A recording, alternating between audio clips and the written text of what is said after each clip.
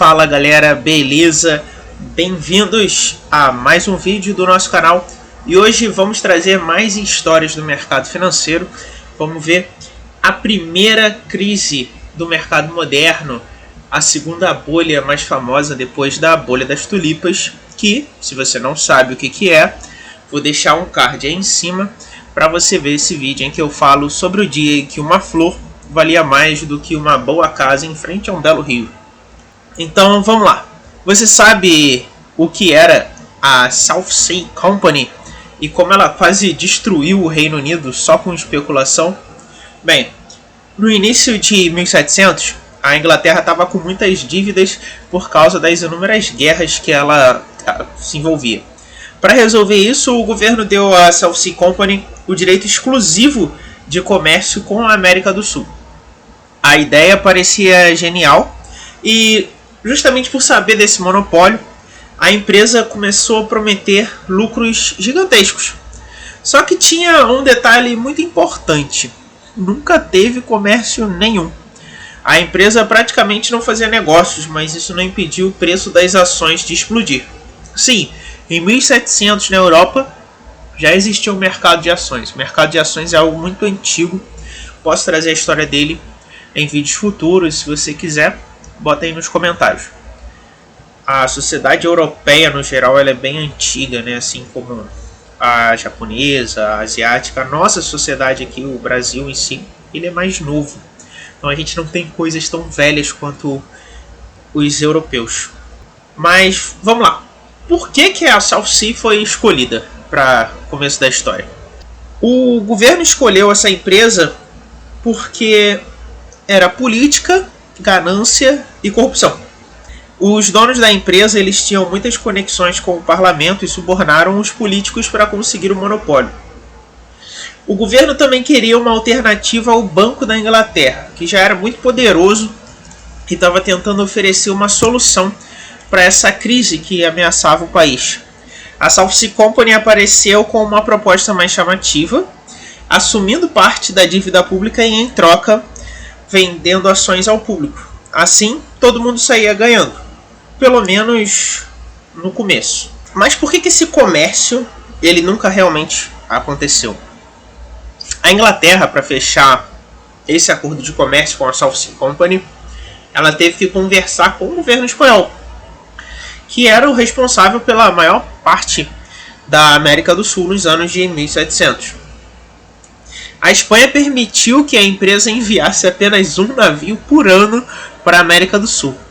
E mesmo assim, com as restrições pesadas e as taxas altíssimas cobradas pelo governo espanhol, na prática não era viável, né? Um navio por ano sabemos que é muito pouco. Quando a gente estuda história, a gente percebe que Portugal e Espanha enviavam frotas inteiras das Américas para o continente europeu.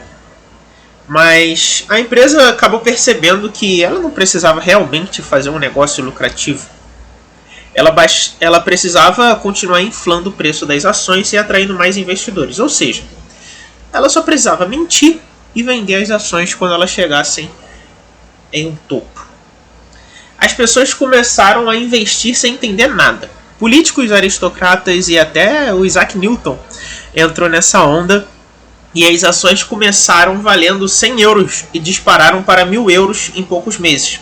O mercado, como toda a bolha, estava insano e as empresas malucas começaram a surgir com ideias que iriam realizar um grande empreendimento, mas ninguém sabia o que é. E mesmo assim conseguiu o dinheiro dos investidores. Semelhante às bolhas.com, bastava você fazer uma promessa de comércio nas Américas que as suas ações disparavam. Mas como toda bolha, essa também estourou. Em setembro de 1720, os investidores começaram a perceber que a empresa não lucrava nada. O pânico se espalhou e as ações despencaram de 1.000 euros para quase zero. As pessoas perderam fortunas inteiras. O próprio Isaac Newton, que antes havia lucrado muito, perdeu tudo e disse: posso calcular o movimento dos astros, mas não a loucura dos homens. E aí que entra a lição sobre essa história, né? Uma dessas grandes lições. Eu já falei sobre FOMO num vídeo anterior, que eu também vou deixar um cardzinho aí pra você, que é no vídeo das bolhas das tulipas. E toda bolha, ela gira em torno de um FOMO, mas eu não vou ficar contando essas histórias sempre pra falar de FOMO, né? A lição de hoje é a seguinte: o Isaac Newton, ele foi uma das pessoas mais inteligentes da humanidade. O cara, ele participou da criação do cálculo diferencial integral, né? Participou não, ele que criou.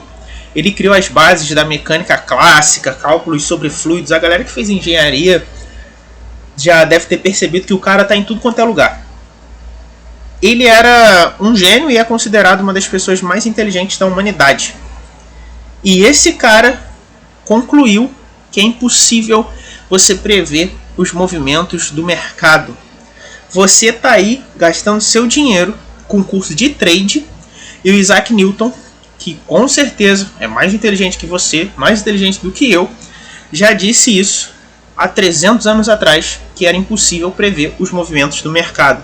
Ele consegue prever o movimento dos planetas, mas não os movimentos do mercado, porque a bolsa é isso. A bolsa, ela é a loucura dos homens. A bolsa é feita de empresas, mas as empresas são feitas de pessoas, e pessoas erram.